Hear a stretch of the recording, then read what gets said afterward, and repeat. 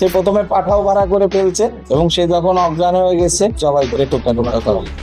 Breaking news, শিল্পপতি জসিমকে হত্যার পর 7 টুকরো করলেন কথিত প্রেমিকা। নারায়ণগঞ্জের ফতুল্লার চাঁদডাইংয়ের স্বত্বাধিকারী শিল্পপতি জসিম উদ্দিন মাসুমের খণ্ডিত মরদেহ উদ্ধারের পর তার কথিত প্রেমিকা রুমাকে গ্রেফতার করেছে পুলিশ। হত্যা ও লাশ টুকরো করে গুমের চেষ্টার ঘটনায় তাকে গ্রেফতার করেছে পুলিশ। প্রাথমিক জিজ্ঞাসাবাদে আসামি রুমা হত্যা ও জসিমের সঙ্গে তার অনৈতিক সম্পর্কের কথা স্বীকার করেছেন।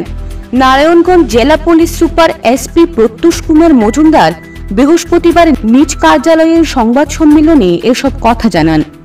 তিনি বলেন, শিল্পপতি জসিম উদ্দিন মাসুমের খণ্ডিত 7 টুকরো মরদেহ উদ্ধারের পর পুলিশ সদস্যরা তৎক্ষণাৎ তদন্ত শুরু করেন।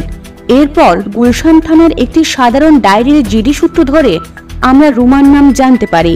রুমা তার কথিত প্রেমিকা, দুজনের মধ্যে অবৈধ সম্পর্ক ছিল। তিনি জসিমকে হত্যার পর লাশ টুকরো টুকরো করে বিভিন্ন স্থানে ফেলে গুমের চেষ্টা করেছেন। এসপি প্রত্যুষ কুমার মজুমদার আরও বলেন, আমরা লাশের টুকরো ও হত্যার কাজে ব্যবহৃত চাপাতি এবং জামার অংশ উদ্ধার করেছি। হত্যার ঘটনায় রুমাকে গ্রেফতার করা হয়েছে।